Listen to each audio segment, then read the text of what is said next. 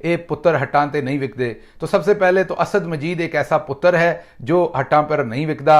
असद मजीद पाकिस्तान का इस टाइम खारजा अमूर का सेक्रेटरी है, सेक्रेटरी खारजा हैं। इससे पहले वो एम्बेसडर थे। बहुत ही एक वफादार पाकिस्तानी है। काश मैं ये कह सकूं कि काश बाजवा साहब उनसे आधे भी वफादार और तगड़े होते जितने असद मजीद हैं, तो आज पाकिस्तान की सिचुएशन कुछ और होती। या काश बाकी लोग असद मजीद की तरह के हो जाएं तो अब पाकिस्तान की सिचुएशन कुछ और होगी। ये पुत्र हट्टां पर क्यों नहीं विकदा, इसकी मैं पूरी दास्तान आपके सामने रखता हूं और उसके ऊपर तजिया करते हैं। इंटरसेप्ट ने स्टोरी की है जी कि असद मजीद साहब की मुलाकात हुई जो कि पाकिस्तानी एम्बेसडर थे। दूसरी तरफ जो अमरीकी वजारत खारजा के डोनाल्ड लू अपने दो और मोतबर अफसरान के साथ इनको मिलने आए। फॉर्मल मीटिंग हुई जिसके नोट टेकिंग की गई। ये तो इमरान खान साहब आपको पहले भी बता चुके हैं। 7 मार्च 2022 को ये मीटिंग हुई थी। उसके बाद असद मजीद साहब जो हैं वो बहुत ही परेशानी में, पैनिक नहीं मैं कहूंगा बिकॉज वो एक दबंग ऑफिसर हैं, बड़े ही उन्होंने परेशानी में पाकिस्तान के अंदर साइफर भेजा। साइफर क्या होता है? साइफर एक कोडेड लैंग्वेज होती है। मसलन अगर आपने पाकिस्तान के अंदर ये लिखना है कि मैं आपको ये बताना चाहता हूं, तो आप इस तरीके से नहीं लिखते कि मैं आपको ये बताना चाहता हूं। ऑफ कोर्स इंग्लिश में लिखते हैं I want to tell you, यार I want to tell you this story या दिस न्यूज। तो आप इस तरीके से नहीं लिखते। आपके कोड हैं, आई के लिए कोई कोड है, वांट के लिए कोई कोड है, टेल यू के लिए कोई कोड है। तो कोडिंग के साथ वो चीज भेजी जाती है और वहां पर यहां पर कोडिंग करने वाला बंदा भी एम्बेसी के अंदर मौजूद होता है, वो उसकी कोडिंग करता है। वहां पर फॉरेन ऑफिस के अंदर एक अफसर मौजूद होते हैं जो उसको डिकोड करते हैं। तो आप, मुझे नहीं पता वो कोडिंग क्या होगी पाकिस्तान के फॉरेन ऑफिस की, लेकिन हो सकता है कि अगर ये लिखा जाए कि मैं आपको ये बताना चाहता हूं, तो हो सकता है लिखा हो X32YM और ये जो कोड है ये इस पूरे सेंटेंस को बनाता हो। तो वहां पर ये डिकोड होता है साइफर।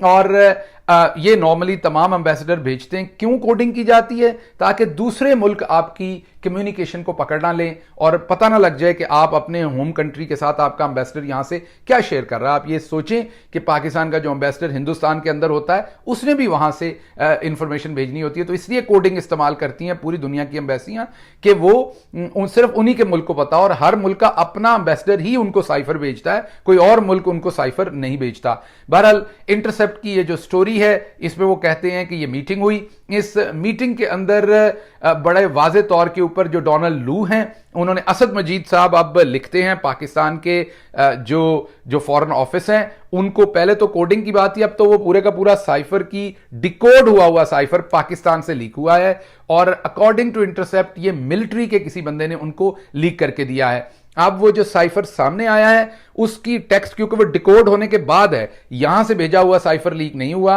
वो तो कोडेड था, वहां जाके डिकोड हुआ। डिकोड होके जो उसकी कॉपी प्रोड्यूस हुई वो लीक हुई है और वो इंटरसेप्ट ने जो है वो शाया की है।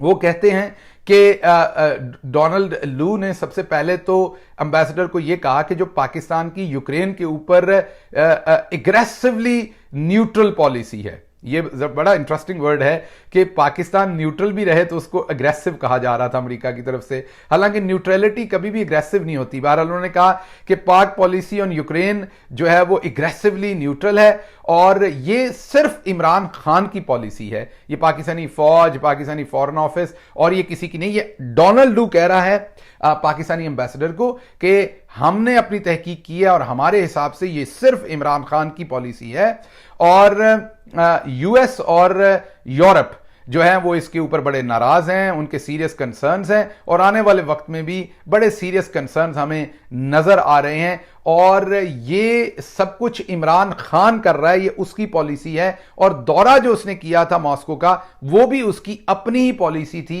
वो उसने खुद से ही वो दौरा बनाया था, वो खुद ही जाना चाहता था और कोई नहीं जाना चाहता। यहां पर आपने ये बहुत इंटरेस्टिंग बात है जिसको आपने मद्देनजर रखना है कि क्यों अमेरिका सोचता है कि ये सिर्फ इमरान खान की पॉलिसी थी, क्यों अमेरिका ये सोचता है कि ये किसी और की पॉलिसी नहीं थी।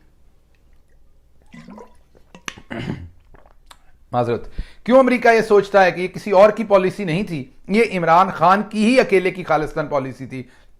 इस पर इमरान खान साहब कह चुके हैं कि जनरल बाजवा, इमरान खान के मुताबिक जनरल बाजवा जो हैं वो यूएसए को रॉन्गली फीड करते रहे, इमरान खान के खिलाफ काम करते रहे और उन्होंने यहां पर लोग हायर किए हुए थे डॉलर देकर पैसे बंदे हायर किए हुए थे, जिनके थ्रू वो अमेरिका के अंदर मिस इन्फॉर्मेशन इमरान खान की हुकूमत के खिलाफ फैलाते रहे और यहां पर ये बताने की कोशिश करते रहे कि मैं या मिलिट्री आपके खिलाफ नहीं है अमेरिका के, हम तो आपके साथ चलना चाहते हैं, इमरान खान आपके खिलाफ है। ये इमरान खान साहब समझते हैं और उन्होंने इसका इजहार भी कई दफा किया है। बहरहाल जो एम्बेसडर असद कहते हैं, वो लिखते हैं फॉरेन ऑफिस को कि जी उन्होंने ये कहा कि ये जो आपकी न्यूट्रलिटी की पॉलिसी, आप गैर जानबदार रहना चाहते हैं, आप रशिया के खिलाफ नहीं होना चाहते और ना आप अमेरिका के साथ होना चाहते हैं, आप दरमियान में रहना चाहते हैं, तो आपकी ये जो पॉलिसी है ये बहुत खतरनाक है, एग्रेसिव है, हम इसे बिल्कुल पसंद नहीं करते।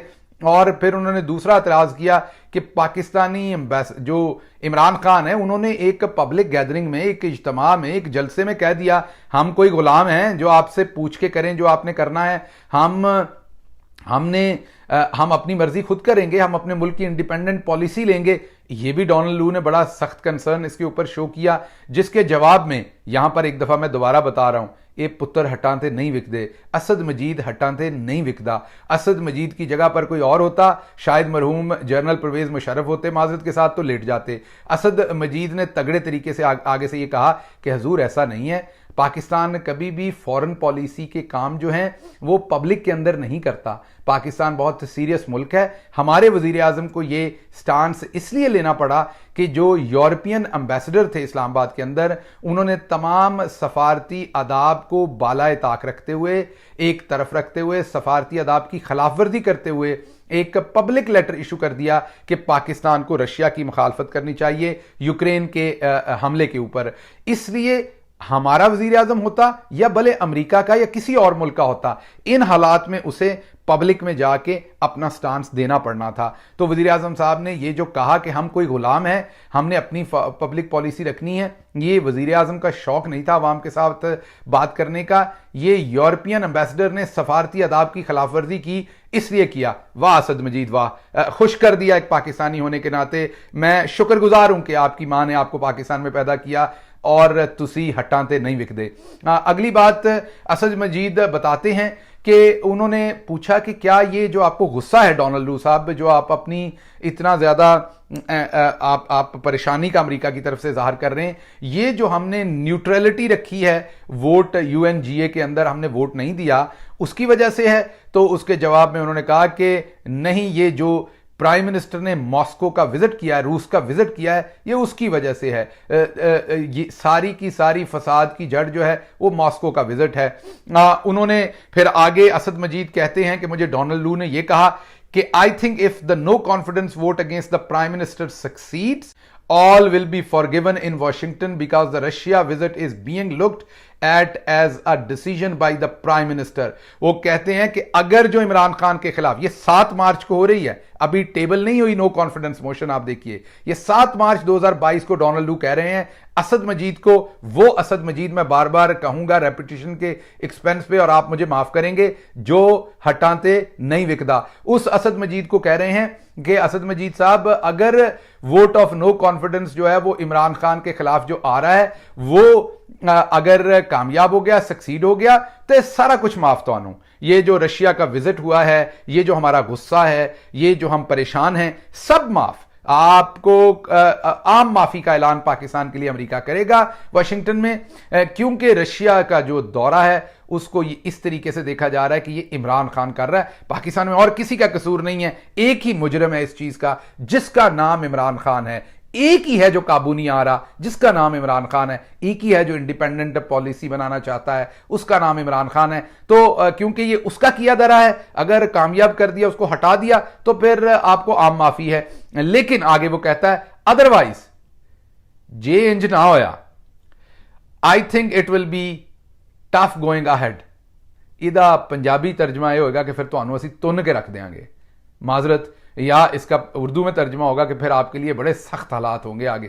तो उसके बाद वो असद मजीद साहब कहते हैं, ये इन्वर्टेड कॉमास में है सारी बातें, जो आम लोग इस बात को नहीं समझते वो ये कि असद मजीद साहब अपनी तरफ से बात नहीं करते। जब कोई स्टेटमेंट इन्वर्टेड कॉमास में लिखी जाए तो उसका ए बाजी मरियम के लिए भी है और बाजी मरियम औरंगजेब के लिए भी है, ये सब नलायक बाजियां आस्ते, क्योंकि पढ़ियां तो है नहीं, उन्होंने पता होवे ਜਦੋਂ कोई शै इन्वर्टेड कॉमास ਦੇ ਵਿੱਚ लिखी जाती है तो स्टाइल मारन वास्ते नहीं लिखी जाती, ਉਹਦਾ मतलब ਇਹ ਹੁੰਦਾ है कि ਉਹ स्टेटमेंट हू